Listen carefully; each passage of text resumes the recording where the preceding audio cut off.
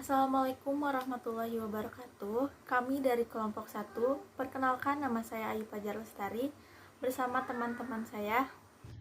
Perkenalkan, nama saya Ajeng Kartini. Perkenalkan, nama saya Muhammad Rizky Haikal Sani. Perkenalkan, nama saya Serlia Salama. Kami akan mempresentasikan mengenai pelaksanaan dan penegakan hak asasi manusia dan demokrasi di Indonesia. Hak asasi manusia adalah kekuasaan atau wewenang moral yang dimiliki seseorang berdasarkan martabatnya sebagai manusia. Kekuasaan atau wewenang tersebut bersifat moral karena kekuasaan atau wewenang atas nilai-nilai tersebut menunjukkan kebaikan atau martabat manusia sebagai manusia. Di sini akan dijelaskan peran Komnas HAM bagi warga negara oleh Ajeng Kartini. Komnas HAM singkatan dari Komisi Nasional Hak Asasi Manusia.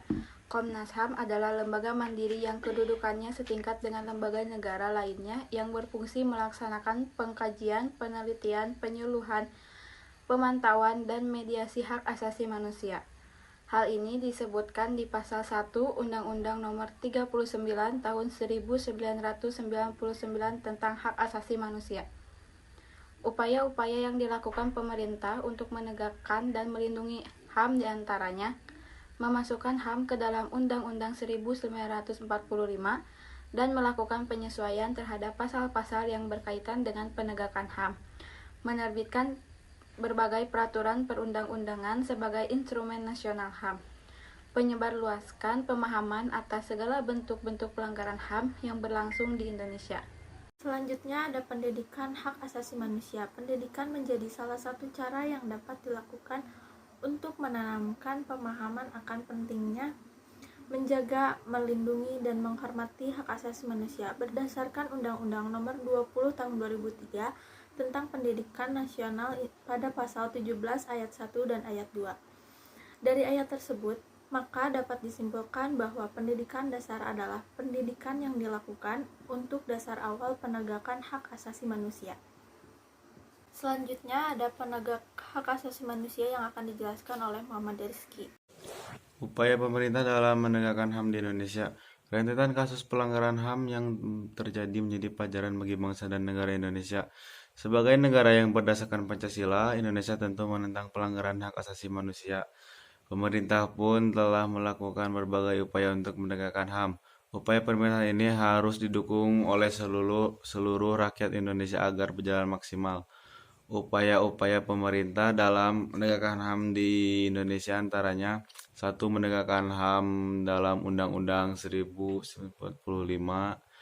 Yang kedua, menerbitkan berbagai peraturan perundang-undangan sebagai instrumen nasional HAM. 3. Membentuk Komisi Nasional HAM dan Pengadilan HAM serta lembaga-lembaga lain yang berwenang dalam penegakan HAM. 4. Menyelesaikan berbagai pelanggaran HAM dengan menyeret para pelakunya ke pengadilan HAM. Selanjutnya ada pelanggaran penegakan HAM yang akan dijelaskan oleh Zerlia.